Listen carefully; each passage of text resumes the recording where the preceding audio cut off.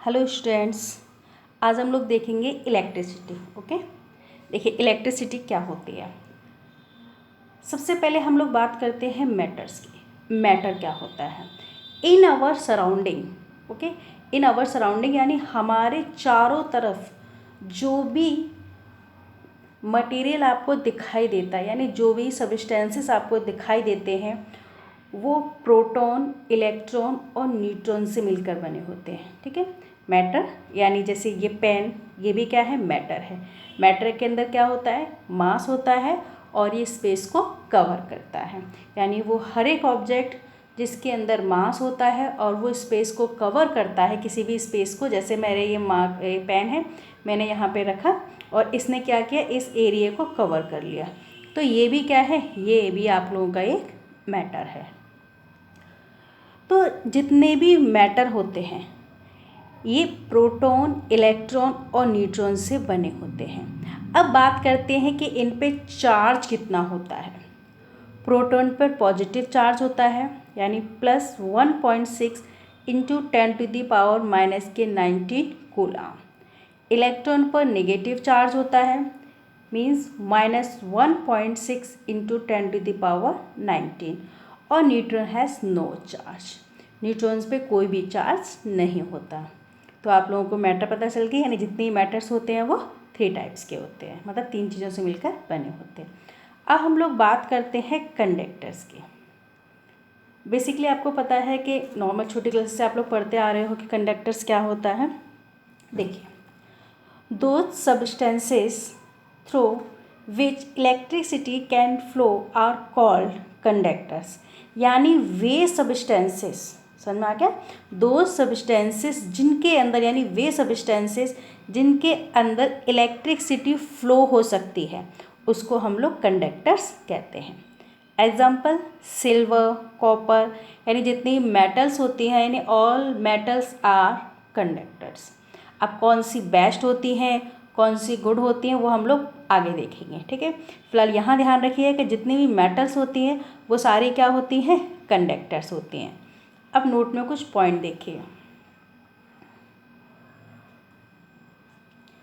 The metal alloys.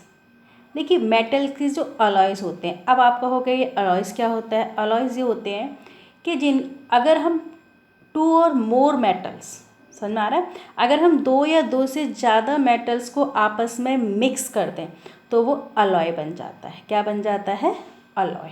Okay, जैसे मैं आप लोगों के नाइक्रोम की बात करूं, किसकी, नाइक्रोम। ठीक है, इसके अंदर क्या होता है, निकिल होता है, क्रोमियम होता है, मैग्नीज होता है और आयरन होता है। यानी इन 4 मेटल से मिलकर क्या बनता है, नाइक्रोम होता है। यानी आपने देखा ना, जो घरों में जो हीटर यूज़ किए जाते हैं उनमें जो तार लगा, वायर जो यूज़ किया जाता है वो इसी नाइक्रोम का बना होता है। तो ये नाइक्रोम क्या है, एक अलॉय है। और भी होते हैं, ब्रास हो गया, ब्रॉन्ज हो गया। ठीक है, तो the metal alloy such as nichrome are also conductor. ये भी क्या है, एक कंडक्टर है, but their electricity conductivity is much less than that of pure matter.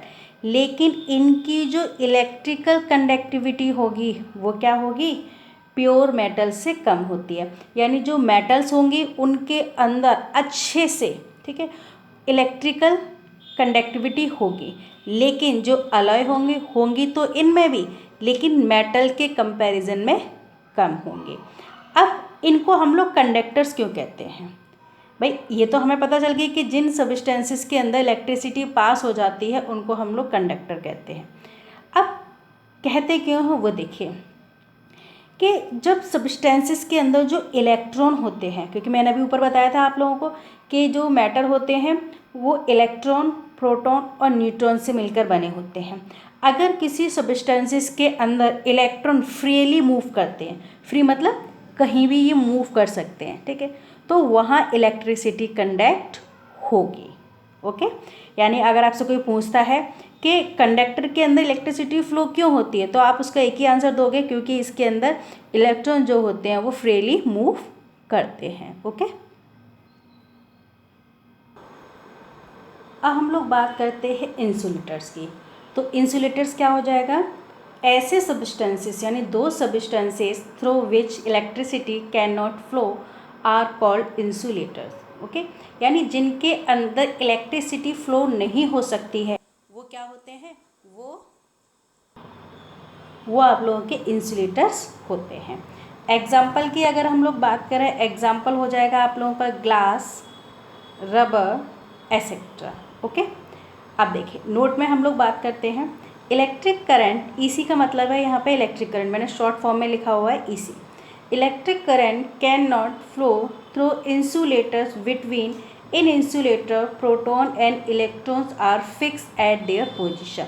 जैसे अभी मैंने बताया था कि कंडक्टर्स के अंदर जो मेटल्स होती हैं उनके अंदर इलेक्ट्रिसिटी फ्लो क्यों होती है, क्योंकि उनके अंदर जो इलेक्ट्रॉन होते हैं ना वो फ्रीली मूव करते हैं। जबकि इंसुलेटर्स के अंदर, यानी ये इंसुलेटर्स क्यों होते हैं सब्सटेंसेस, ये इसलिए होते हैं क्योंकि इनके अंदर प्रोटॉन और इलेक्ट्रॉन क्या होते हैं, फिक्स पोजीशन पर होते हैं। ओके ओके, अब मैं नेक्स्ट इसका सेकंड पार्ट में आप लोगों को नेक्स्ट वीडियो में शेयर करूँगी। Okay, thank you.